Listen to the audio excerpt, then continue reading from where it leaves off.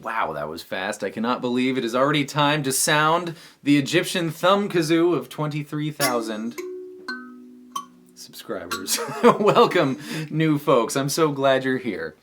December 26th, for many, one of the least favorite days of the year because Christmas could not be more far away. But for me, it's a very special day because it's the only day when I get to wish you a very Merry Christmas Eve. Eve.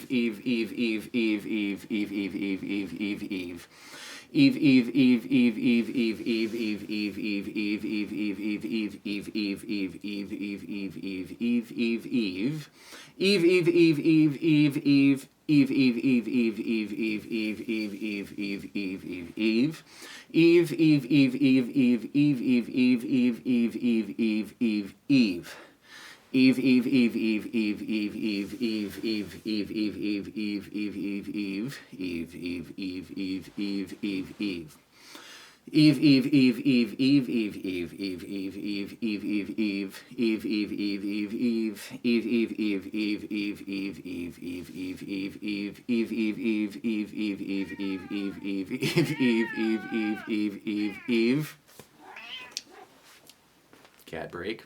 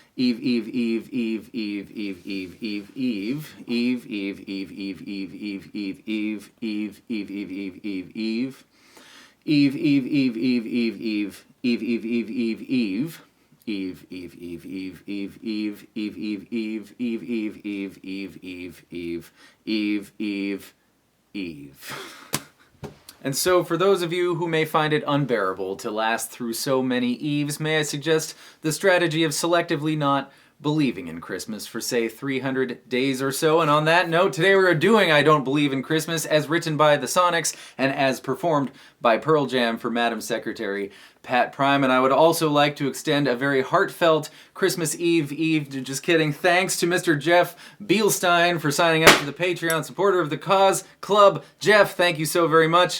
If you'd like to know what that's all about, the link, of course, will be in the description. Structurally, this song is your basic, everyday, almost always exactly the same 12-bar blues. Now, what do I mean by 12-bar blues? 12. And then a bar is a measure, and a measure just means counting to 4. So if you can picture it...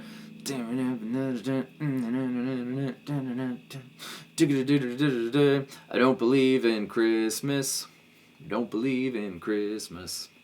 Don't believe in Christmas because I didn't get nothing last year. 12. And then it repeats over and over and over again ad infinitum until your blues bar jam band is too drunk. Why? Nope. That's fine. I'm keeping that. I'm going to do power chords. You can do open chords. You can make them 7 chords or bar 7 chords. However you want to play A, D, and E, which is the chords in question for this song. But we're going to start on A, which is the 5th fret of the E string. For me, a power chord. You may be the bar chord or the open chord or a 7 chord. Makes no difference. Pick your favorite. So 4 measures of A. 2, 3, 4. 2, 3, 4. On to D for 2 measures, that's the 5th fret of the A string. Back to A for 2 measures. Up to E for 1 measure, that's the 7th fret of the A string. D for 1 measure. A for 1 measure. And And then it's called the turnaround. It's the thing that propels the blues jam to go on forever and ever. It happens on E in this instance. So here's the whole thing. A, A, A,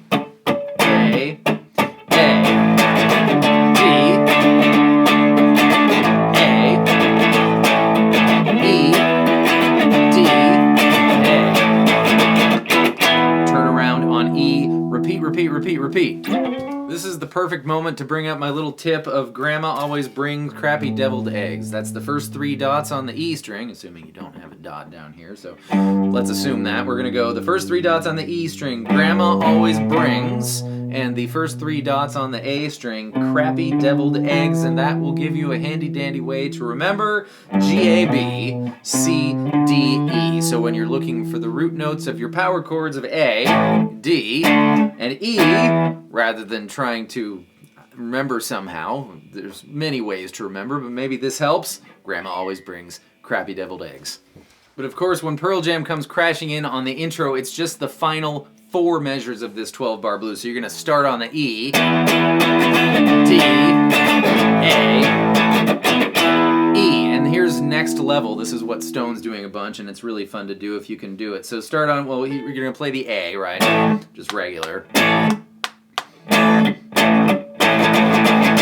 then when you switch to D, use your pointer finger on A5. Use your middle finger, or you might be able to reach if you use your ring finger. But what we're going to try to do is make this D string go 7, 9, 7, 9, which I find, I can do it like that, but I find it easier to use my middle finger. So whichever finger combination of hopefully your fingers lets you get that done if you want. It's the cowboy thing. But in this different context or feel, it's back to A, of course. E, D, A.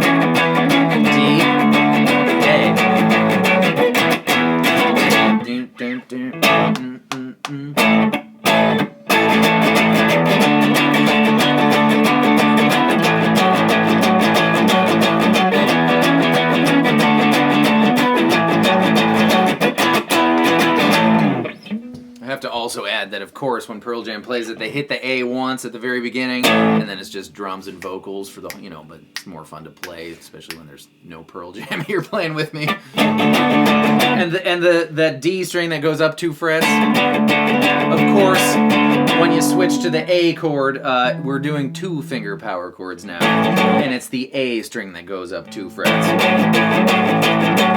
And relatively the same thing on the E, it's the D string that goes up 2 frets. And not on the turnaround, and not on the A that you don't even play anyways. Okay, I hope that was a better explanation of that. When it comes to selecting which minor pentatonic to play, usually, a little over half of the time, the rule is you find your root note of the key of our song, which in this case is A, on the E string, the 5th fret, and then you go down 3 frets to find the relative minor pentatonic, F sharp minor pentatonic, 2, 5, 2, 4, 2, 4, 2, 4, 2, 5, 2, 5, and that is one acceptable minor pentatonic to play in, but the other one, and the one that you'll probably prefer for this kind of a thing, for a 12-bar blues thing, is going to be take the root note of the key that you're in, A in our case, and just play the A minor pentatonic, so it's quite a bit less thinking as well, but you'll find this has a better